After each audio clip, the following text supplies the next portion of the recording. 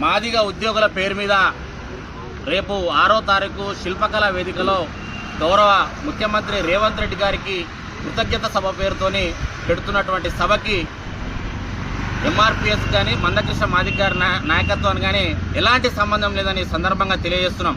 ప్రధానంగా ఈ రేవంత్ రెడ్డి ప్రభుత్వం వచ్చిన తర్వాత ప్రొఫెసర్ కాసిం అనేటోడు ఈరోజు కుట్ర చేస్తున్నాడు, ఉద్యమాన్ని చీల్చడానికి కుట్ర పన్నింది. కాబట్టి ఖచ్చితంగా స్వార్థపరుణ్ణి, ఆ వెన్నుపోటుదారుణ్ణి తెలంగాణ రాష్ట్రంలో ఉన్నటువంటి ప్రజలు కావచ్చు, అదేవిధంగా ఆంధ్ర ప్రాంతంలో ఉన్న ప్రజలు, ప్రజాస్వామికవాదులు, మేధావులు కావచ్చు, ఈ కాసిం అనేటోన్ని కనిపెట్టాలని కూడా, అతను చేసిన ద్రోహాన్ని కూడా మీరు గుర్తించాలని కూడా ఈ సందర్భంగా నేను తెలియజేస్తున్నా.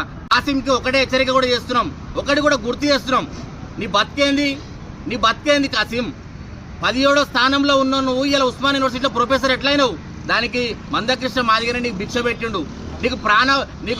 నీకు జన్మనిచ్చింది నీ తల్లిదండ్రులు అయితే నీకు ఉద్యోగ భిక్ష పెట్టింది మందకృష్ణ మాదిగ కాదా? నీకు ప్రాణభిక్ష పెట్టింది మందకృష్ణ మాదిగ కాదా? నేను అడుగుతున్నా. నిన్ను మహావయస్సులతో సంబంధాలు ఉన్నాయని ఎన్ఐఏ కేసులు పెడితే 2 సార్లు నేను విడిపించింది, నీకు ప్రాణభిక్ష పెట్టింది, నీ కుటుంబానికి రక్షణ కల్పించింది మందకృష్ణ మాదిగ కాదా అని అడుగుతున్నా. ఉద్యోగుల ప్రయోజనాల కోసం మనం ముఖ్యమంత్రిని కలవాలంటున్నాం. ఏం ముఖ్యమంత్రిని కలవకపోతే ఎంఆర్పిఎస్ అనేది ఎన్నడూ కూడా పోయి లాలూచిపడి ఎన్నడూ కూడా పోయి ముఖ్యమంత్రుల దగ్గర సలాం చేయలే. పరిగీసి యుద్ధం చేసి ఉద్యోగుల పక్షాన కొట్లాడి ఎస్సీ రిజర్వేషన్ల వర్గీకరణ సాధించడం. విద్యా రంగంలో కావచ్చు, ఉద్యోగ రంగంలో కావచ్చు, సంక్షేమ రంగాల్లో కావచ్చు, రాజకీయ రంగంలో కావచ్చు, మన వాటా గురించి. ఎస్సీ ఎస్టీ ప్రమోషన్లలో రిజర్వేషన్, ఎస్సీ ఎస్టీ ఉద్యోగులు ఉంటే ప్రమోషన్లలో రిజర్వేషన్ కోసం కూడా మందకృష్ణ నాయకత్వంలో గత 25 సంవత్సరాల క్రితం పోరాడి సాధించలేదా? బీఆర్ఎస్ గవర్నమెంట్లో కన్నా ఈరోజు కాంగ్రెస్ గవర్నమెంట్లో మాదిగ ఎమ్మెల్యేలు తగ్గిరు. అందుకు ముఖ్యమంత్రి థ్యాంక్స్ చెప్తున్నావా? ఎమ్మెల్సీ మొన్నటికి మొన్న 5 ఎమ్మెల్సీలు కాంగ్రెస్ ప్రభుత్వం భర్తీ చేస్తే ఒక్క ఎమ్మెల్సీలు 5 ఎమ్మెల్సీలు, అందుకు థ్యాంక్స్ చెప్తున్నావా? అదేవిధంగా తెలంగాణ రాష్ట్రంలో 3 రిజర్వ్డ్ లోక్సభ స్థానాలుంటే నాగర్ కర్నూలు, పెద్దపల్లి, వరంగల్ ఉంటే అలా ఒక్క స్థానం ఇవ్వాలి, అందుకని థ్యాంక్స్ చెప్తున్నావా? లేకపోతే ఈ మధ్య ఒక 100 రోజుల క్రితం మాదిగ యువకుడు 30 సంవత్సరాల నూనెకి మీసాల యువకుడు కర్ల రాజేష్ చచ్చిపోతే కనీసం మాట్లాడలేవు కదా? నీ పుట్రేంద్ర నాయన, నీ మొత్తం ఒక యూట్యూబ్ ఛానల్ పెట్టినావు కదా, ఏ విషయాలు స్పందిస్తున్నావు? కర్ల రాజేష్ విషయంలో మాట్లాడినావా? మొన్నటికి మొన్న కుమ్మెర అనే గ్రామంలో ఒక బిడ్డను చంపారు, ఆ విషయంలో మాట్లాడినావా?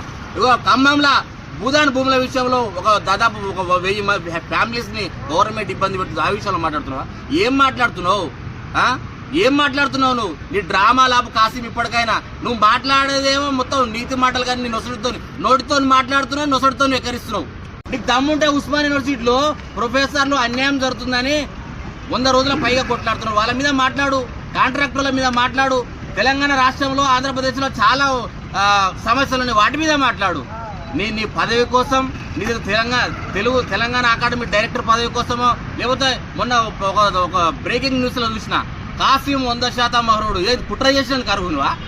కుట్ర చేసినందుకు రాజ్యసభ అర్హునువా కాసిం అంటున్నా. అదేవిధంగా ఈరోజు వర్గీకరణ అయిన తర్వాత ముఖ్యమంత్రి గారు గౌరవంగా భారత ప్రధానమంత్రి కలిసిరు, థ్యాంక్స్ చెప్పిన ఒక షాలో కప్పి. అదేవిధంగా రేవంత్ రెడ్డి గారిని కలిసిరు, ధన్యవాదాలు చెప్పారు మా వర్గీకరణ సపోర్ట్ ఇచ్చినందుకు. అదేవిధంగా చంద్రబాబు నాయుడుని కలిసిరు, అదేవిధంగా కిషన్ రెడ్డి గారిని కలిసిరు, అదేవిధంగా వెంకయ్య నాయుడు కలిసిరు. ఏ సామాజిక వర్గాలు, ఏ రాజకీయ పార్టీలు అయితే మాకు సపోర్ట్ చేసిన వాళ్ళందరినీ కూడా కలిసి మందకృష్ణ మాదిగ గారు ధన్యవాదాలు తెలిపారు. మరి మళ్ళీ స్పెషల్గా థ్యాంక్స్ ఏంది ముఖ్యమంత్రికి? ఏం చూపుతున్నావు ముఖ్యమంత్రి? ఏంది స్పెషల్ థ్యాంక్స్ ఏంది? ఎందుకు థ్యాంక్స్ చెప్తున్నావు? ఎస్సీ రిజర్వేషన్ల వర్గీకరణ కోసం మందకృష్ణ మాదిగ గారి నాయకత్వంలో గత 30 సంవత్సరాలుగా కొంతమంది అమరవీరులు అయ్యారు. మొన్ననే మేము అమరవీరుల దినోత్సవం చేసినాం, మార్చి 1 తారీఖు రోజు. మరి కాసిం ఏనా మాదిగ అమరవీరులకు నివాళులను అర్పించినవా? ఇలా నీ కడుపు నింపుకోవడానికి ఈ స్వార్థ బుద్ధితోని కొంతమంది ఏసిప్ ట్రాప్లో, ఎలక్ట్రిసిటీ డిపార్ట్మెంట్లో ఏసిప్ ట్రాప్లో ఇరుక్కున్న వాళ్ళు ఒక గుంపు కావచ్చు, వీడొకడు కావచ్చు, ఒక గుంపునేసి లోపాయికారంగా లోపల మీటింగ్లు పెట్టుకుంటా ఏదో కోఆర్డినేషన్ కమిటీలని వేసి ముఖ్యమంత్రికి మీటింగు మందకృష్ణ కూడా వస్తున్నాడు అని తప్పుడు సమాచారంతో ఉద్యోగుల్ని వాళ్ళని మభ్యపెడుతున్నాడు. కాబట్టి దీన్ని తీవ్రంగా ఖండిస్తున్నాం. ఉద్యోగస్తులు నా దగ్గరకు వచ్చిర్రు, నేను అలా అండగా నిలబడి ముఖ్యమంత్రితోని థ్యాంక్స్ గివింగ్ అనేది మీటింగ్ పెడతాను, డ్రామాలు ఆడుతున్నావు కదా? నీకు కనిపించట్లే? ఉస్మాన్ యూనివర్సిటీలో ఒక 50-60 దాదాపు 100 రోజుల నుంచి ఉద్యోగస్తులు సిఏఎస్ ప్రమోషన్లలో మాకు అన్యాయం జరుగుతుందని ఇక్కడ అన్యాయానికి గురైన ప్రొఫెసర్లు ఆడుతున్నారు, నీ కళ్ళకి కనిపించట్లేదా? పార్ట్ టైం ఉద్యోగస్తులు మాకు 12 నెలల జీతం రావాలి, మేము అన్యాయానికి గురవుతున్నామని అడుగుతుంది, నీ కళ్ళకి కనిపించట్లేదు? ఉస్మాన్ యూనివర్సిటీలో ఈడ బీకలేని నువ్వు గాడేం బిక్తారా పోయి? నువ్వు ఈడనే బీకట్లేవు. ఉస్మానియా యూనివర్సిటీలో పీకలేని కాసిం ముఖ్యమంత్రి పీక్తావు పోయి ఏం పీక్తావు? డ్రామాలు ఆపు కాసిం, నువ్వు డ్రామాలు ఆపు. నిన్ను తెలంగాణలో ఉన్నటువంటి ప్రతి మాదిగ పల్లె నీ అంబటిపల్లి నుంచి మొదలు పెడితే నువ్వు బాత్రూంలో ఏం ఆలోచిస్తున్నావు కూడా మాకు ఇటలేస్తున్నది బిడ్డ. చాలా జాగ్రత్తగా ఉండు కాసిం అని హెచ్చరిస్తున్నాం. నువ్వు చూడడానికేమో ముసిముసి నవ్వులు నవ్వుతావు కానీ నీ మొత్తం విషయమే రా నాయన, నీ కడపంతా విషయమే. ఏం నీ కుట్రలు తెలియదా? నువ్వు బట్టి విక్రమార్కని కలిసినప్పుడు, అదేవిధంగా గుడిసెల వివేక్ని కలిసినప్పుడు ఎవరెవరిని కలుస్తున్నావో ఏ విషయాలు మాట్లాడు తెలియదా? మాదిగలు రేవంత్ రెడ్డికి ఏమైనా దూరం ఉన్నారా? ఏమైనా వ్యతిరేకంగా ఉన్నారా? అంశాల పట్ల వ్యతిరేకిస్తారు. మాదిగలకు జరిగిన అన్యాయం మీద 100% ప్రశ్నిస్తారు. అయినంత మాత్రం వ్యతిరేకత కాదుగా. ముఖ్యమంత్రి గారికి మందకృష్ణ మాదిగ గారు వ్యతిరేకంగా ఉన్నారా? చాలా అంశాల పట్ల ముఖ్యమంత్రి గారు అడగంగానే సమయం ఇస్తున్నారు. మా ఏమైనా సమస్యలు పరిష్కరించమని కోరుతున్నారు. నువ్వు మధ్యలేంది మాదిగల సమస్యలు తీర్చడానికి 30 సంవత్సరాల క్రితం నుంచే మాదిగ ఎంప్లాయీస్ ఫెడరేషన్ ఉన్నది. దానికి ఒక రాష్ట్ర కమిటీ, ఒక జాతీయ అధ్యక్షుడు ప్రొఫెసర్ చిలుమూరి శ్రీనివాసరావు అని, రాష్ట్ర అధ్యక్షుడు మంద దేవేంద్ర ప్రసాద్ అని ఉన్నారు కదా. మధ్యలో మందకృష్ణ మాదిగ గారి పేరు చెప్పుకొని అన్నగుట్టు వస్తున్నాడు, మన హక్కులు సాధించుకోవాలని కొత్త డ్రామాకు తెరలేసినవేంది? ఏంది డ్రామా? ఏంది?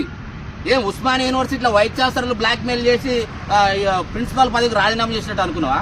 తన్నుడు దాంతే మళ్ళీ వచ్చి కూర్చోలే. నువ్వు 3 గంటలకు 4 గంటలకు డెడ్ లైన్ పెడితే, వైస్ ఛాన్సలర్ డెడ్ లైన్ పెడితే 4 గంటలకు వచ్చి కూర్చోలే. నీకు పదవి అంటే అంత వ్యామోహం ఉన్నది. నువ్వు రాజ్యసభ కాకపోతే నువ్వు ఏమైనా కారణం. ఆయనకి ఉద్యమానికి జాతికి ఎందుకు ద్రోహం చేస్తున్నావు? నీ ద్రోహాన్ని ఆపు. నువ్వు ఎవరికైతే క్షమాపణలు చెప్పినావు ఎందుకు? అవును, మా జాతి మాలలు 15 లక్షలు అన్నప్పుడు వాళ్ళకి 5% రిజర్వేషన్ ఇచ్చినప్పుడు మా జాతి 33 లక్షలు ఉన్నది. మాకు అన్యాయం జరుగుతున్నది. మాకు 11% రావాలని లెక్కలేసేది నువ్వు సంపత్ కుమార్ కాదా? మరి ఎందుకు 9% అయినా ఓకే వారం రోజుల జీవో తీయాలని ఆ రోజని కుట్ర బయటపడ్డది. కొంతమంది ఉన్నారు వీని ట్రాప్లో పడి తెలంగాణ రాష్ట్రంలో ఉన్నటువంటి మాదిగా ఉద్యోగస్తులు కానీ, ఆంధ్రప్రదేశ్లో ఉన్నటువంటి ప్రజాస్వామిక మాదిగలు కానీ వీడి ట్రాప్లో పడకండి.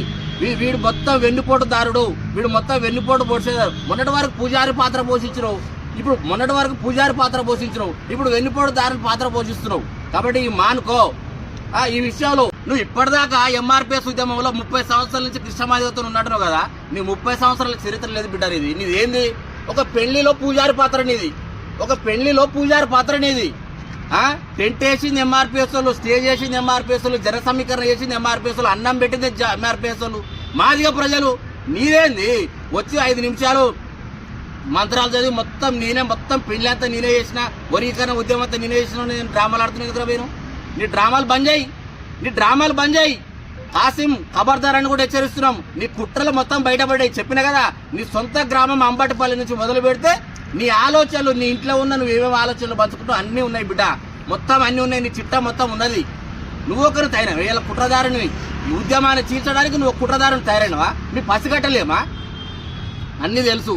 ఒక బ్యాచ్ ఉంది ఒకటి, అది జనన మరణాల రేట్ల బ్యాచ్. నువ్వే లెటర్ రాస్తావు. ఏదో పత్రికా ప్రకటన రాసి ఒక జనన మరణాల రేట్ల లేని బ్యాచ్ తోని నువ్వు ఏదో పెట్టిస్తున్నావు. మూల్యం చెల్లించుకుంటారు అది అని.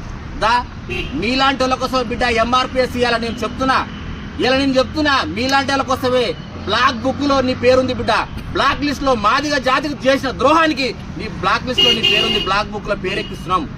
తెలంగాణ మాదిగ సమాజం కూడా గ్రహించాలని చెప్తున్నా. ఈ కాసిం అనేటోడు కుట్రదారుడు.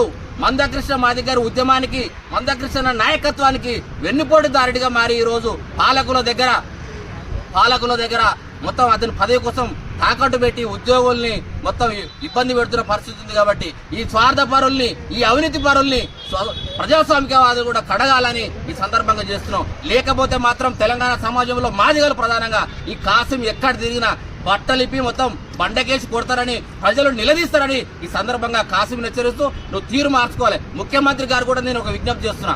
ఎంఆర్పిఎస్ ఎప్పుడు కూడా అంశాల పట్లనే మీ మాట్లాడే తప్ప ఎన్నడూ కూడా మీ వ్యతిరేకంగా ఎన్నడూ కూడా ఉద్యమం చేయలే. ఈరోజు వాన్ మీటింగ్ కుట్రదారిని మీటింగ్ పోయి నువ్వు మాదిగ సమాజానికి వ్యతిరేకంగా ఉంటావో లేకపోతే మాదిగల అభిమాన చూరగొట్టావో తెలుసుకోవాల్సింది కానీ ముఖ్యమంత్రి రేవంత్ రెడ్డి గారు కూడా డిమాండ్ చేస్తున్నా.